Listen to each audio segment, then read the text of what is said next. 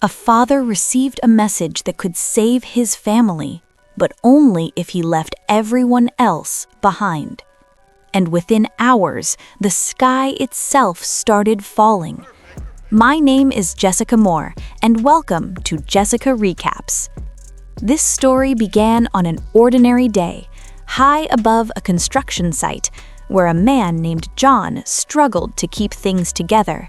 Work delays, stress, pressure, it all weighed on him, but none of that mattered compared to what was coming. On his drive home, the radio buzzed with excitement. John arrived at his suburban home, hesitant to walk inside. His relationship with his wife, Allison, felt strained. They spoke awkwardly, like strangers trying to remember how to be a family.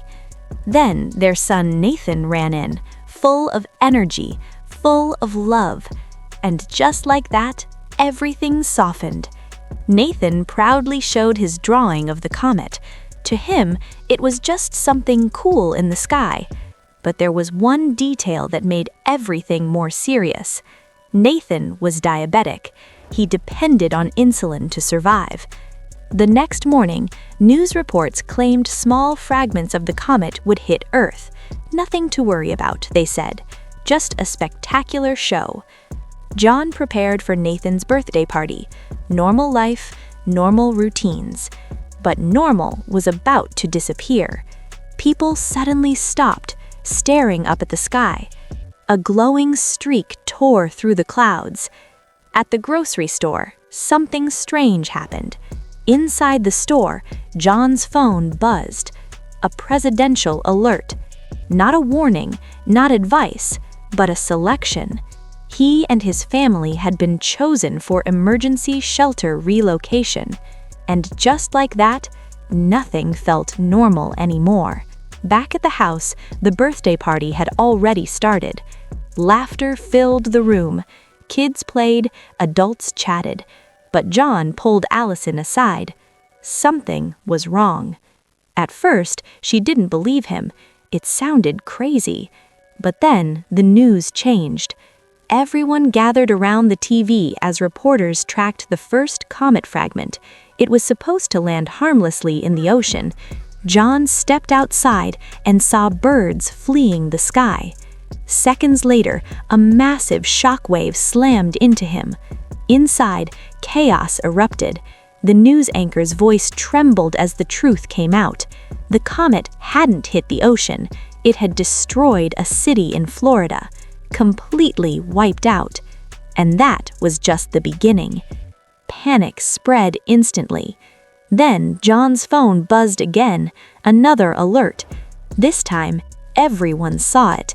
It clearly stated only John, Allison, and Nathan were allowed access to the shelters. No one else. Friends stared at them. John and Allison packed quickly. Nathan asked about his grandpa, unaware of the full danger. As they drove away, neighbors begged for help. One man tried to hand them his daughter, begging them to take her. But John refused, because deep down, he knew the truth. Even if they tried, she wouldn't be allowed in. And that realization hurt more than anything. The roads turned into chaos. Traffic jammed every highway. People looted stores. They finally reached the military base. Crowds gathered outside, screaming, begging to get in. But John's barcode got them through. Inside, things felt organized, controlled, until everything went wrong. Nathan's insulin was missing. John rushed back to the car to get it. Meanwhile, Allison informed the officers about Nathan's condition, and that changed everything. The military had strict rules. People with chronic illnesses were not allowed into the shelters. Allison pleaded, begged, but it didn't matter. She and Nathan were escorted out. Just like that, their lifeline was gone. And John didn't even know. He boarded the evacuation plane, searching for his family, confused, panicked. Then someone explained the rules, and everything shattered. John fought to get off the plane. At that exact moment, chaos exploded. Desperate civilians breached the base, gunfire erupted, a fuel leak sparked, and suddenly a massive explosion ripped through the airfield. Planes ignited, fire spread everywhere. John barely escaped, but now he had lost his family. Allison and Nathan fled, with Nathan's condition getting worse. They stopped at a pharmacy, but things were about to get worse. Armed men stormed in, shooting people without hesitation. Allison grabbed Nathan and ran. They escaped with a couple who offered them a ride, but that kindness didn't last. The couple turned on them. They threw Allison out of the car and kidnapped Nathan, driving away with her son, leaving her screaming on the road. Meanwhile, John found a ride north with a group heading to Canada. They had a plan: get to Greenland where the real shelters were. But even that didn't last. One man demanded John's wristband. A violent fight broke out. The truck crashed, bodies flew, and in the chaos, John killed the attacker. Now he had nothing left, except one goal: find his family. Back at the airfield, Nathan bravely told soldiers the truth that the people with him weren't his parents. That single moment saved him. He was taken inside. Hours later, Allison arrived, desperate, searching everywhere. And finally, she found him, safe, alive, given insulin. For a moment, hope returned. Meanwhile, John pushed forward alone, breaking into a house for supplies. The news confirmed it. Less than 24 hours remained. Time was running out. He drove straight to Allison's father's house. Despite their past tension, they put everything aside. Family mattered now. And finally, they reunited. After everything, they were together again. But they weren't safe. Not yet. John convinced them to head north, to Canada. One last chance. Allison's father refused to go. He stayed behind. They said goodbye, knowing it was forever. And as they drove away, a massive fragment slammed nearby. The sky turned into fire. This was it, the final race against time. The journey north was brutal. Burning debris rained from above.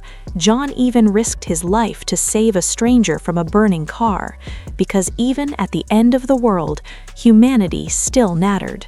They crossed into Canada and finally saw it, a small airstrip, a plane preparing to leave.